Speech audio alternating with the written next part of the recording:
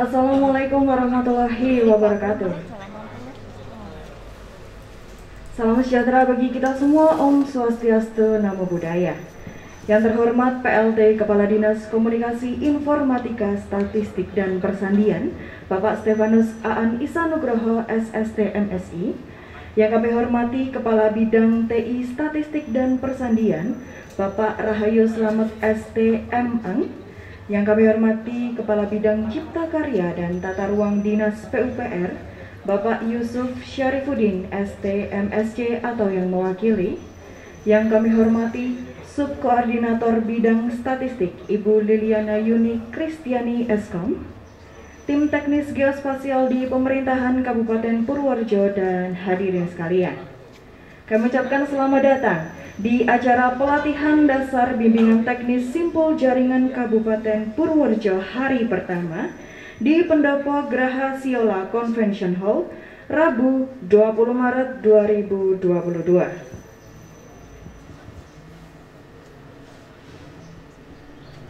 Dan sebelum acara dimulai, izinkan saya sebagai pembawa acara pada pagi hari ini untuk membacakan susunan acara.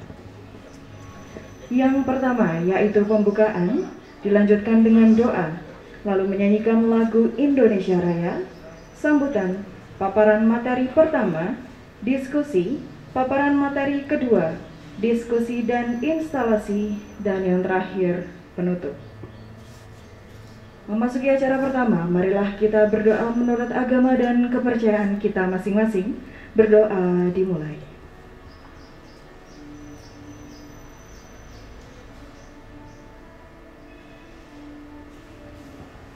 Berdoa selesai. Hadirin semuanya, marilah kita sama-sama bangkit berdiri untuk sama-sama menyanyikan lagu kebangsaan Indonesia Raya.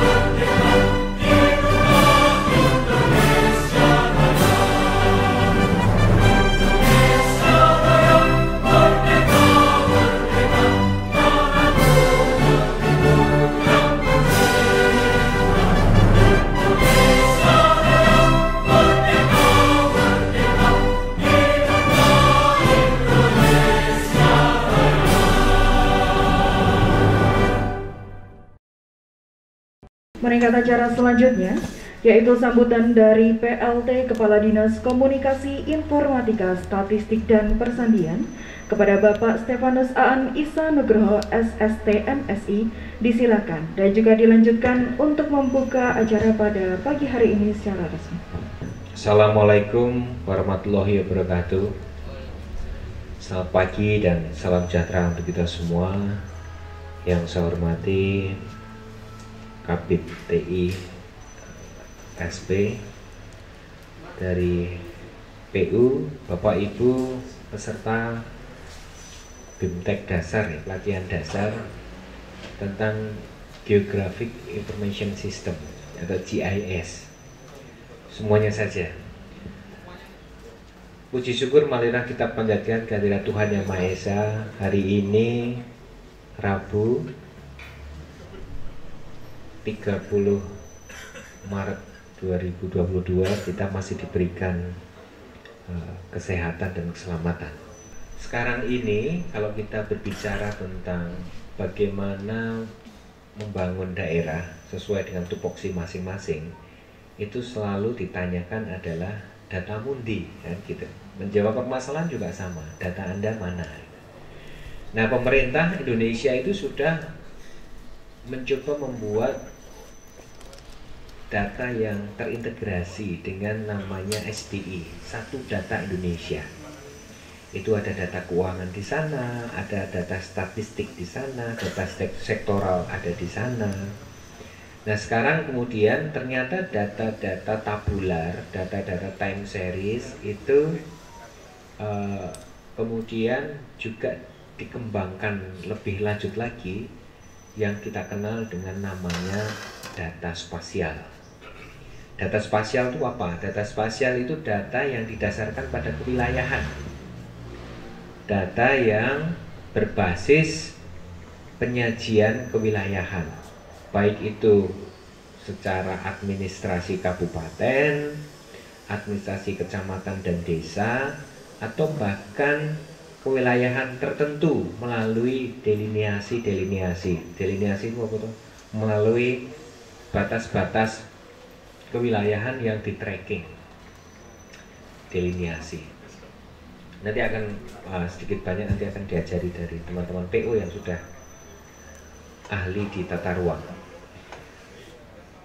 Nah, pertanyaannya kemudian apa manfaat data spasial untuk kita semua, untuk panjenengan semua? Manfaat pertama jelas, data spasial ini atau database spasial ini berbasis kewilayahan itu akan memberikan daya dukung analisis terhadap permasalahan dan kondisi faktual fenomena yang terjadi di Kabupaten Purworejo sesuai dengan tupoksi masing-masing. Contoh, data penduduk miskin selama ini pakai tabel tahun 2000 sekian, 2021 sekian, 2022 sekian. Ada memang daerahnya, desa-desanya ada. Nah, kemudian kalau kita berbicara database spasial, maka tabular yang seperti tadi itu dipindah dalam bentuk peta tematik. Namanya peta tematik, sesuai temanya. Peta persebaran desa miskin di Purworejo, petanya seperti itu. Atau kalau lebih canggih lagi, sampai dilakukan tracing, sampai ke titik rumah penduduk miskinnya mana. Terus kemudian berapa yang sudah disentuh dengan program tertentu di tahun ini, sisanya berapa dan seterusnya dan seterusnya. Jadi banyak sekali yang bisa kita lakukan.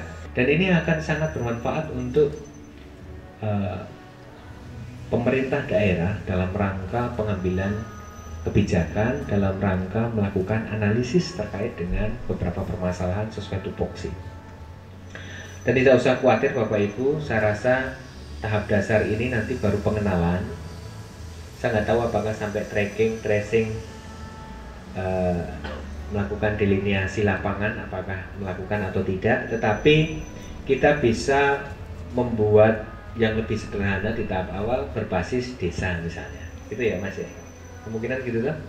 Kemungkinan basisnya desa dulu. Oh, desa miskin ini, desa tidak miskin gitu. Itu jauh lebih mudah. Kalau ini memang tahapnya sudah advance ya, sudah harus pakai GPS, harus tracking, tracing di lapangan sampai macam-macam, menentukan titik koordinat. Dulu ini contoh kotaku, pernah misalnya yang lain lagi BBD ada. Nah, misalnya BBD Mas Firman, dulu kawasan banjir tahun 2019 desanya mana saja yang gelap, kira-kira begitu. Dan lain-lain. Semangat ini yang akan kita bangun di Purworejo sehingga nantinya pengambil kebijakan, pimpinan-pimpinan perangkat daerah pada saat melakukan apapun, baik dari tahap perencanaan, tahap analisis kebijakan sampai dengan evaluasi, monitoring, pertanggungjawaban kinerja di bidang atau di urusan yang ditangani itu memiliki basis data yang kuat. Jadi kita sedang mengarah pada bagaimana membangun kinerja menggunakan evidence based. Evidence itu bukti ya, jadi berdasarkan bukti yang bisa disampaikan ke masyarakat. Ini fungsi yang pertama tentang pemanfaatan GIS, pemanfaatan data spasial. Fungsi yang kedua adalah ini juga bisa menjadi bahan publikasi informasi publik bagi masing-masing perangkat daerah terkait dengan kinerjanya, terkait dengan kondisi tertentu yang menjadi kewenangan.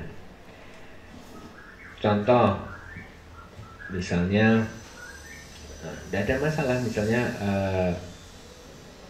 titik atau data desa mandiri gitu, di Dinas Pemberdayaan Masyarakat, sebarkan saja.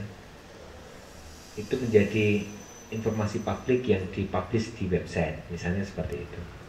Atau data penerima BLT, atau data produk UMKM, atau UMKM yang sudah mandiri, yang sudah ekspor, mana saja sih titiknya. Terus di titik itu bisa kok dikasih keterangan seperti itu, profilnya seperti apa, UMKM apa, dan lain-lain dan lain-lain. Jadi fungsi kedua selain sebagai basis informasi, basis analisis, juga digunakan, bisa dimanfaatkan untuk bahan informasi publik di website atau di media sosial, dikemas dengan baik. Cuman kalau di media sosial harus ditata, informasinya ditata dengan baik, tidak seperti ini. Kalau ini kan hanya nge-link aja ya, dalam bentuk poster, dalam bentuk leaflet, itu di media sosial. Nah, yang ketiga, fungsi yang ketiga berkaitan dengan data spasial adalah kita atau daerah itu dapat melakukan interoperability dan integrity data. Jadi interoperability itu apa? Oh, data dari dinas A bisa kita pakai karena basis datanya sama. Basis datanya adalah basis data spasial yang kita makainya data yang dari dinas PU untuk tata ruang ya. Basisnya pakai itu, administrasinya nanti akan dikenalkan file SHP, file DBF ya, dan lain-lain lah. Nanti akan dikenalkan data tabular dan yang lain-lain. Jadi karena basis datanya itu sama, nanti akan tercipta proses integrity, yaitu keterpaduan, dan interoperability atau interoperabilitas. Jadi pada saat contoh Dinas Pemberdayaan Masyarakat misalnya sudah tahu, sudah punya data desa miskin, terus pengen tahu proyek apa yang di desa itu di tahun 2019 misalnya, itu bisa narik-narik aja. PU bangun jalan di sini, ada nggak? Oh, nggak ada. Dinas ini suatu saat impiannya begitu. Jadi kita bisa melakukan keterpaduan dan interoperabilitas antar perangkat daerah. Karena ini sifatnya bisa multi layer. Jadi ini ditumpuk ini datanya dinas pemberdayaan, ditumpuk datanya PU pembangunan jalan, ditumpuk datanya Perkim pembangunan kumuh misalnya, ditumpuk lagi datanya, namanya overlay. Nanti Bapak Ibu teman-teman akan dikenalkan seperti itu, sehingga nantinya dapat menghasilkan sebuah informasi spasial berupa data tematik atau peta tematik. Namanya peta tematik itu pasti ada temanya, namanya tematik. Temanya misalnya kemiskinan, ya sudah, informasinya tentang kemiskinan. Temanya kumuh tadi, ya nanti akan jadi tentang kumuh dan segala macamnya. Kira-kira itu berkaitan dengan data spasial. Nah, hari ini merupakan tahap awal sekali bagi kami Dinas Kominfo berkaitan dengan mimpi kita bersama memiliki satu data yang terpadu dan dapat digunakan lintas sektor, atau kita kenalnya interoperabilitasnya bisa dilakukan. Mudah-mudahan tidak membutuhkan waktu yang lama kita bisa mewujudkan itu, karena saya percaya teman-teman semua handal-handal semua. di dinasnya masing-masing, dan mari kita bergandengan tangan untuk saling melengkapi sehingga tupoksi Bapak Ibu, teman-teman semua juga terbantu di dinasnya. Karena ini bisa digunakan untuk perencanaan ya bisa, evaluasi pertanggungjawaban ya bisa, pada saat paparan di DPR juga ditunjukkan peta yang bagus juga bisa. Jadi saya rasa akan banyak kita bisa melakukan sesuatu, bercerita sesuatu tentang kinerja kita, kinerja OPD masing-masing. Itu, dan selamat mengikuti sosialisasi, selamat mengikuti pelatihan dasar. Saya percaya ini ilmu yang akan sangat bermanfaat. Sebagian besar mungkin sudah mengenal, atau bisa jadi sebagian besar hanya baru mendengar, teknisnya belum pernah. Tapi saya berani meyakinkan ini adalah ilmu yang sangat bermanfaat. Dulu di tahun 2007 berapa tahun yang lalu berarti, saya menginisiasi kegiatan semacam ini. Kami membentuk tim kabupaten, salah satunya yang sekarang ada itu yang di PU Mas Prono itu. Mas Prono termasuk tim kabupaten itu dulu.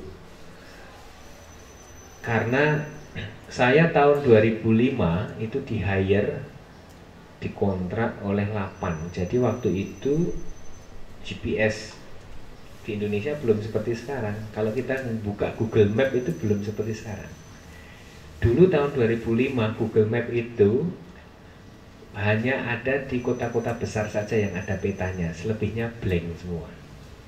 Kalau mau saya cerita sedikit ya, hanya ada di Jogja, Semarang sebagian, dan yang lain-lain.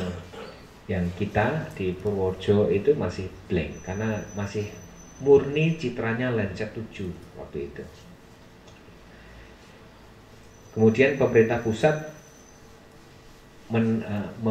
memanggil kira-kira 200 orang se-Indonesia. Saya terlibat dalam titik itu. Tujuannya satu, waktu dilatih GIS, ArcGIS, kemudian pakai AirMapper waktu itu, kemudian analisis radar. Dari 200 itu diberikan tugas melakukan rektifikasi. Ini bahasa mungkin sangat asing. Rektifikasi itu bumi bulat difoto pakai citra satelit jedet. Nah itu kan hasilnya belum mencerminkan dua dimensi, karena masih ada lengkungan-lengkungan yang harus diluruskan. 0, sekian derajat di peta, kalau di jembreng di tenanan itu bisa puluhan kilo gitu. Jadi itu dilakukan rektifikasi, koreksi, kemudian dilakukan delineasi, membuat peta. Jadilah Google Earth yang seperti sekarang, Google Map yang seperti sekarang. Jadi 2005 sampai 2007 waktu itu. Nah 2007 Purworejo, saya dulu kejatah Purworejo dan Magelang, itu pun 6 bulan mengerjakan itu semua. Jadi dari foto satelit, nah jadilah Google Map yang seperti sekarang. Dan 2007 waktu itu kita menginisiasi, waktu saya di Bapeda, membuat database spasial, tapi ya ternyata memang masih sulit. Sulitnya karena bukan apa-apa, waktu itu basis datanya itu paling gede baru berapa ya, ALOS mas, baru pakai ALOS. QuickBird-nya itu baru ada di beberapa tempat. Nah sekarang terima kasih dari PU sudah punya database yang cukup lengkap untuk tata ruang, dan bahkan pemerintah Kabupaten Purworejo itu disupport penuh oleh Badan Informasi Geospasial.